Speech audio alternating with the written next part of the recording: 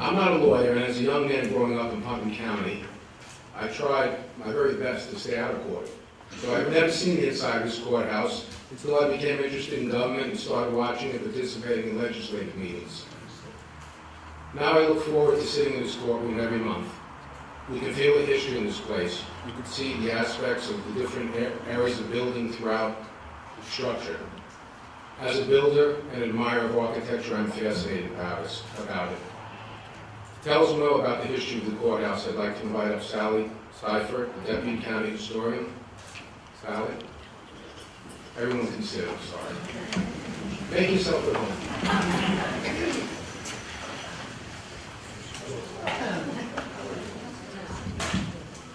Does that work? I wish I could have a little time to say what a privilege and a joy and happiness to work as Dennis's deputy. But I don't have time, but you know it. And I don't have time to give you the whole history of the courthouse either, don't worry. So I'll tell you a little bit about how it began and how we almost lost it later. You probably know that this was the most important thing that the new Board of Supervisors did when Putnam County was created. In the Act of Division in 1812, the first thing the state legislature did was draw a line. So this is where it's going to be Dutchess and this is going to be Putnam, those 5 towns down there. By the way, there were only 5 towns then. Putnam Valley didn't exist. They drew the line and they said, the Board of Supervisors will see that the Court of Common Pleas and the Court of General Sessions shall hold meetings and convene at the Baptist Meeting House. And they also authorized them to raise $6,000 to build a courthouse and a jail and required them to do it. Those are the second things in the Act of Division. Why was it so important? This was without a doubt the greatest grievance that people in the 5 towns had against the rest of Dutchess County. Going to Poughkeepsie was a big trip. Remember, nothing could go faster than a horse. Messages couldn't, people couldn't, and if you were pulling a wagon or a trap of some kind, it was even slower. If you wanted to go to Poughkeepsie, you would count on 2 days because you couldn't go up there and come back in 1 day unless you lived in Phillipstown where there was one decent road. So that meant if you needed to go to see the county clerk or your lawyer or the court, or if you had jury duty, or if you had to swear an oath, or if you had to sue somebody, or you had to talk to your lawyer, you had to go to Poughkeepsie. So you had to count on going up there, you'd have to spend the night, you'd have to have your horse be boarded out too, and then you could come back the next day. So imagine if you had to go to, say, Buffalo today. That's what it would be like. So people didn't like this very much, especially the lawyers. I think that's why. Now there were some other reasons, but none of them not one was as important as that they wanted the courts and the jail ear close. Some things precipitated it. For instance, the legislature decided to give away a piece of Phillipstown in 1806 and give it to Fishkill. And then they wouldn't build a decent road down here. And then the courthouse in Poughkeepsie burned. And then they decided, the supervisors in Poughkeepsie decided to move it even further north, so it would make it even worse trip. That did it. And it just, for a variety of political reasons, which we won't go into, the moment came when they were able to get the Act of Division through. And because of that, they built this courthouse that you're sitting in right now. This is the oldest part here. It was a simple structure. It was just 30 by 40. Houses they build today are bigger than that. It was just a rectangle, unadorned, and that's the way it stayed until the 1840s. But it lasted. And it lasted despite the fact that a lot of things happened that threatened its very existence. In the 1840s, Putnam County was growing, especially Phillipstown, because the foundry had attracted many workers. And people were getting very restless about this little courthouse here and think, we need a better courthouse. Probably they had a better one in Poughkeepsie, and probably they had a better one in White Plains, and we want one that's just as good as theirs. And so they went to the legislature, and they got a law passed saying they could tear this down and move the courthouse somewhere else. And then somebody came back and looked at the deed. And the deed from Dr. Robert Weeks said this land that he had donated for this courthouse could not be used for any other purpose, or it would revert to the family. So we were saved once again. So since they couldn't sell it, they decided to gussy it up some. And they expanded it out the back some and put on the portico and the wonderful Corinthian columns that we all love and recognize as a symbol of our county. And so that was fine. The courthouse was saved by a deed. In 1928, we almost lost it again. On the morning of November 7th, 1924, a fire in Smalley's caught the building on fire. Everything burned across the street, including the Courier building. Sparks came over, landed on the roof of this courthouse. This is a frame building, remember? The roof caught on fire, the ceiling was destroyed, and then the firemen did the rest by pouring water, which went right down to the basement.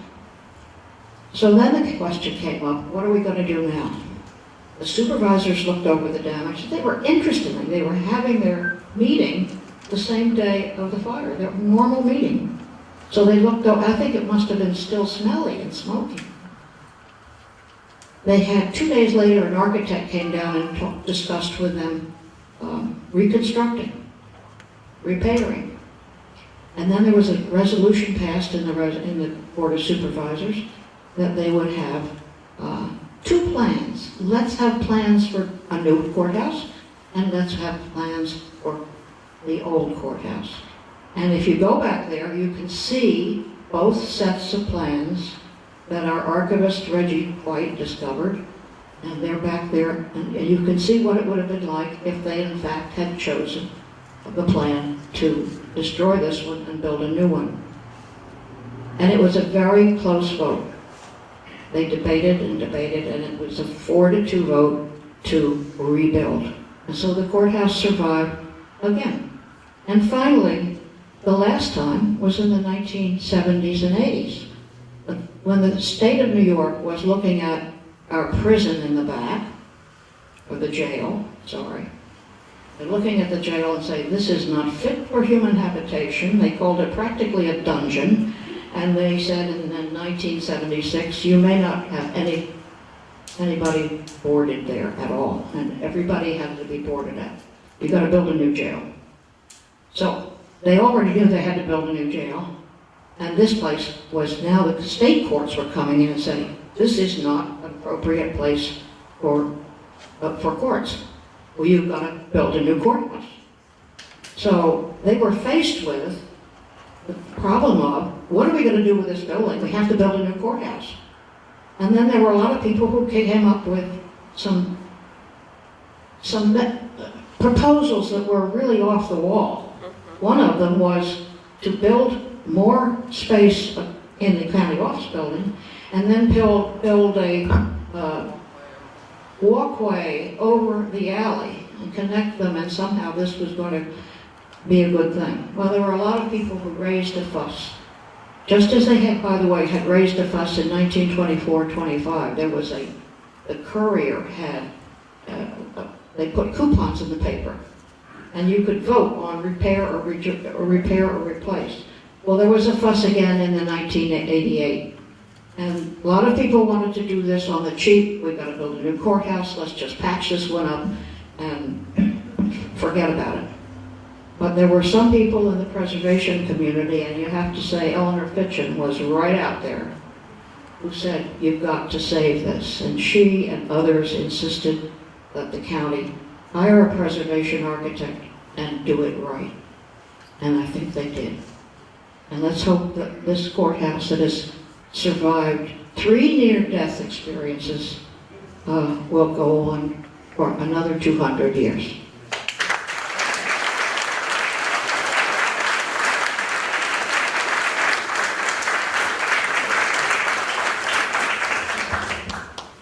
Some very interesting facts. I heard at one point the sheriff lived in this building many years ago. Thousands of cases have been heard within this courthouse. Christina Mucciolo of the Historians Department will tell us more about the most notable cases. Mucciolo, I'm sorry, am I kind of sliding?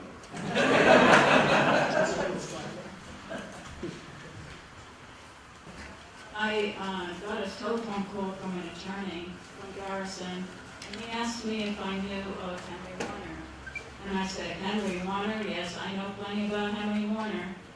So he proceeded to come to our office, and he found many, many, many trials, over 100 trials that had to do with Henry Warner.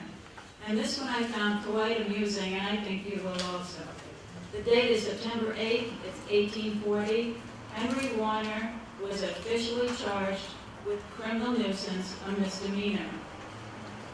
When we hear the word malaria, most of us associate it with Africa, stagnant water, and mosquitoes.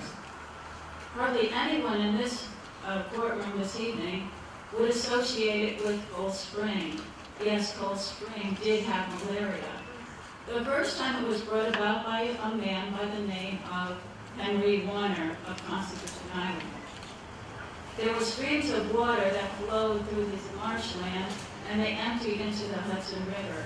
Henry, for some unknown reason, started to build a dike in these marshlands. And the ditch that he dug was 10 feet by 10 feet by 10 feet deep. He proceeded to fill it with logs and other debris. As a result, the water became stagnant, and it brought about various diseases and fevers. One of the diseases it brought about was ague. This is a British term for malaria. The effects were flu-like symptoms. People were quite annoyed, and the smell was atrocious, and it just lingered in the streets. Newspaper articles described people as they were staggering in the streets. The foundry workers had to go to work sick because they couldn't afford to miss a day's wages. Court case after court case after court case was held here, and Henry was pronounced not guilty. But what about the poor people in the village of Cold Spring? Well, they felt the legal system had failed them, and it had. But the solution came when some foundry workers found the courage to break onto Henry's property. They went into the stagnant water, and they broke down the north dike, and they also broke down the south dike. So they made enough gaps in the water so that it was able to flow freely again, as it does to this day. They were accused of trespassing, but they solved the problem. We have many other cases that have to do with women's rights. In 1829, there was a woman who took her husband to court for physical abuse, and she won, and he was imprisoned, and he was fed bread and water for a month, and then he was released. Our archives today have over 7,600 vertical files that have to do with legal cases that were held in this courtroom. And not all of them are as interesting as Henry Warner.